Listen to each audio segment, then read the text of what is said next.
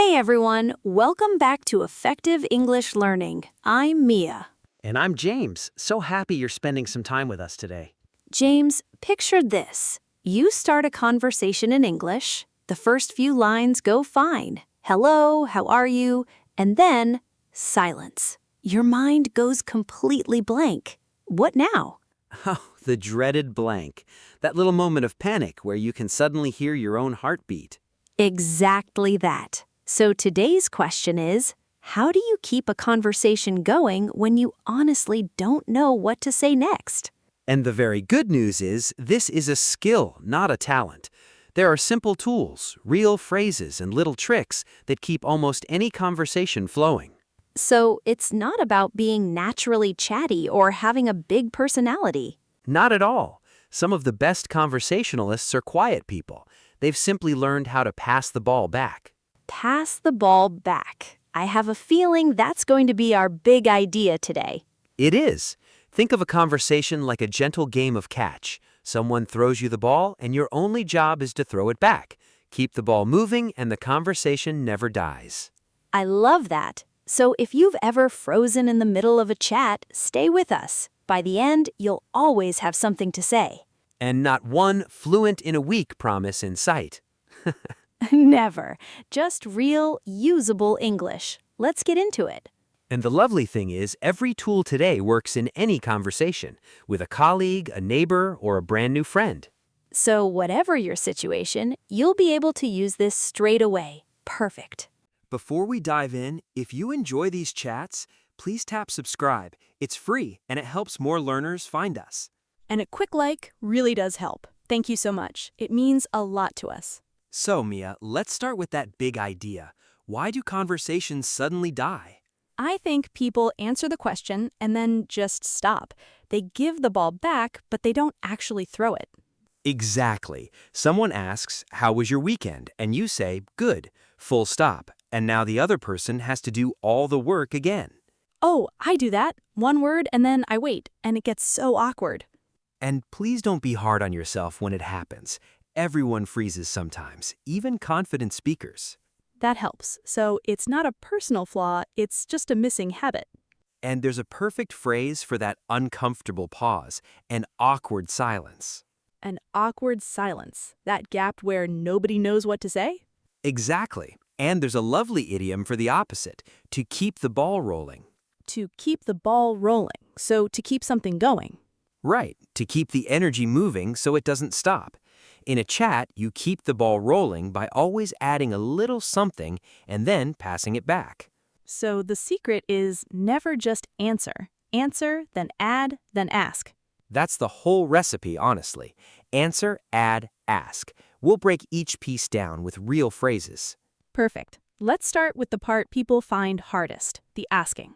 Great choice. That's tool number 1. Before we do, quick reassurance for anyone feeling nervous. Is it normal to find this hard? Completely normal. Keeping a conversation going is hard in your own language sometimes too. The difference is, today you'll have real tools, not just hope. Okay, tool number 1, follow-up questions. How do they actually work? A follow-up question takes whatever the person just said and asks for a little more. They mentioned a trip, you ask, "Oh, where did you go?" So I'm using their own words to find my next question. Exactly. You never have to invent a brand new topic out of nothing. The next topic is hiding inside what they just told you. Amazing. That takes so much pressure off. The conversation gives me the questions. And people worry they need clever questions. You really don't. Simple and curious always wins. Good, because clever is exhausting before breakfast. It really does. But here's a key tip. Try to ask open questions, not closed ones. Open and closed questions. What's the difference there? A closed question can be answered with one word, usually yes or no. Did you have a good weekend? Yes. Dead end. An open question needs a longer answer. What did you get up to this weekend? Now they have to tell a little story. So closed questions stop the ball, and open questions keep it rolling.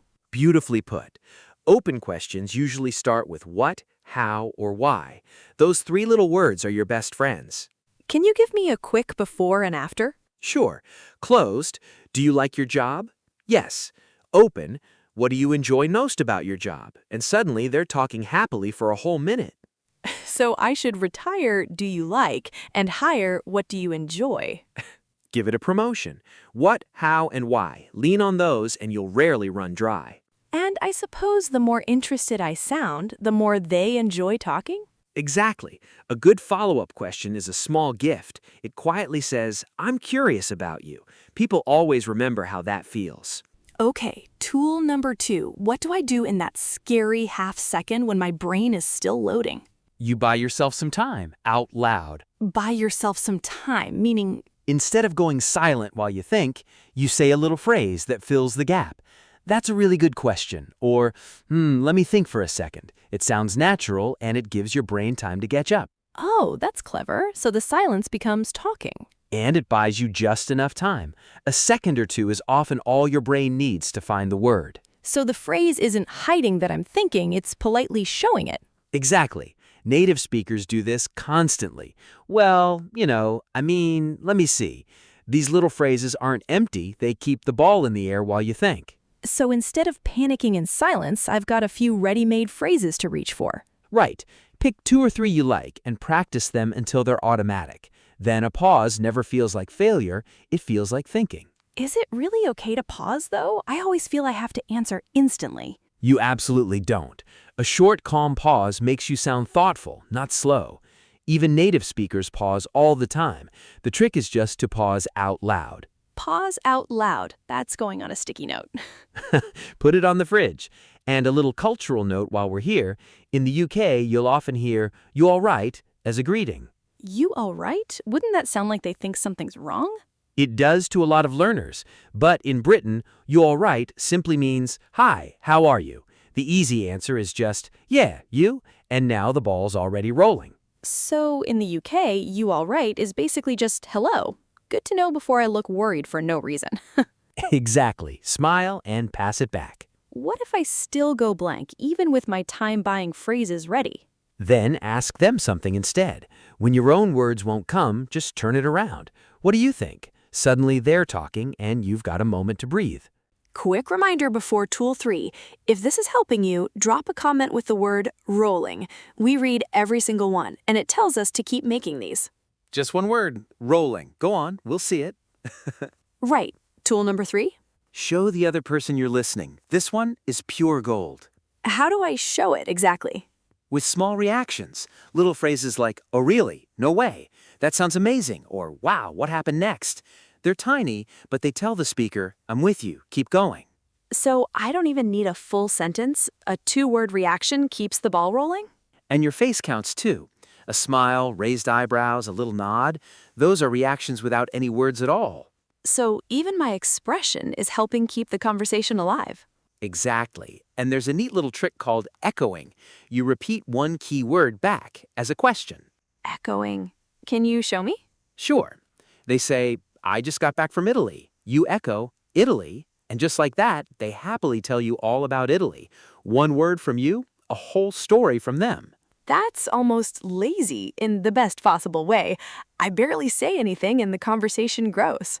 That's the beauty of it. Listening well is half of speaking well. And there's a phrase for joining in with a little comment, to chime in. To chime in, so to add a small comment to what someone's saying? Exactly.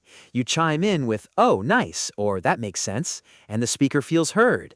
People love talking to someone who reacts. So my new job is professional reactor. Best job in the conversation, and the easiest one too. I think people forget that good listening is active, not silent. So true. The best listeners aren't quiet statues. They nod, they react, they echo. They make you feel like the most interesting person in the room. Okay, last tool, because I really don't want to just fire questions at people like an interview. Right, nobody enjoys feeling interrogated. So tool 4 is share a little, then pass it back. What does that look like in practice? You answer, you add one small detail of your own, and then you return the ball with, "What about you?" or "How about you?" So, "My weekend was lovely. I finally tried that new bakery. How about you?" Answer, add, ask. There it is again. And it works everywhere. At work, at a party, meeting your partner's family, the same simple engine. One pattern for every situation. That's the kind of simple I love. There it is. That little pattern is the engine of every good conversation. Statement, then question. Statement, then question. And if a topic really runs out of steam, sometimes there's just nothing left to say about the weather. Then you gently change the subject. You can say, anyway, or my favorite, oh, that reminds me, and you move somewhere new. That reminds me, so it links the old topic to a fresh one. Exactly. It feels smooth and natural, not like a sudden jump. And honestly, changing the subject is a skill, not a failure. Good talkers do it all the time. So I have permission to move on when a topic dies. Full permission. A conversation is meant to wander a little. Your job isn't to be perfect, it's just to keep the ball gently moving. Answer, add, ask. And when in doubt, that reminds me. You've just summarized the whole episode in one breath. One more worry. What if there's a pause anyway? Silence still scares me a little. A short pause is fine. It's natural, even friendly. Take a breath, then reach for any tool. A question, a reaction, that reminds me. The silence is never the end. It's just a gap waiting for the ball. Let's pull it all together. James, the 4 tools one more time. 1. Ask open follow-up questions using what, how, and why. 2. Buy yourself time out loud with little phrases. 3. Show you're listening with reactions and echoing. 4. Share a little, then pass the ball back. And the golden pattern underneath all of it? Answer, add, ask. Never just answer and stop. Always add something, then pass the ball back. And today's handy phrases? To keep the ball rolling, an awkward silence, to buy yourself some time, to chime in, to echo, and the very British, you all right? And the one big idea if you forget everything else? A conversation is a game of catch. Keep throwing the ball back, and you'll never run out of things to say. You don't need to be the most interesting person in the room. You just need to keep the ball rolling. And do give yourself time. Like any skill, this gets easier the more you do it. Your first few chats might feel a bit clumsy, and that's completely fine. Clumsy and flowing beats perfect and silent. We'll take that every time. Before we go, here's our question for you. And we really do read the comments. Here it is. What's one open question you can use this week to keep a conversation going? Share it with us below. You might give someone else a brilliant line. And if today helped, a like, a subscribe, and a share with a friend who's learning English would honestly mean the world to us. Next time, we're talking about how to introduce yourself in English so people instantly warm to you. First impressions made easy. Until then, keep the ball rolling. Ask one more question. And remember, you'll always have something to say. See you next time. Bye, everyone.